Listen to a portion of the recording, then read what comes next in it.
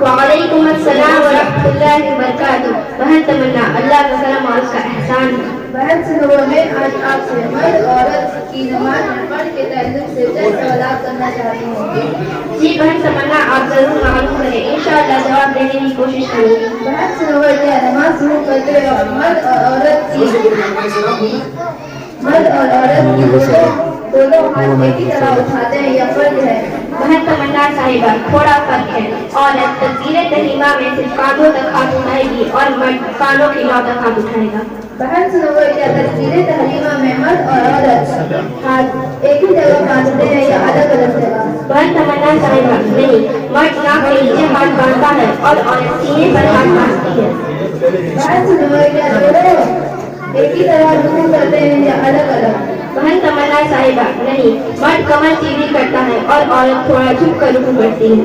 بہن سنو کیا مرد کا سجدہ اور عورت کا سجدہ ایک طرح ہوتا ہے یا الگ الگ؟ بہن تمنا صاحبہ الگ ہوتا ہے. مرد بازو پھیلاتا ہے اور عورت جھٹ کا سجدہ کرتی ہے. بہن سنو کیا عورت کی سجدے میں مرد کی طرح پیٹ اور رانیں الگ رکھے گی؟ بہن تمنا صاحبہ عورت پیٹ رانوں سے اور بازو پہلوؤں سے ملائے رکھتی ہے. بہن سنو کیا دو سجدوں کے درمیان بیٹھنا مرد اور عورت کا ایک جیسا ہے؟ بہن تمنا صاحبہ نہیں, مرد ایک پاؤں کھڑا کر کے بیٹھتا ہے اور عورت ایک طرف کرتی ہے.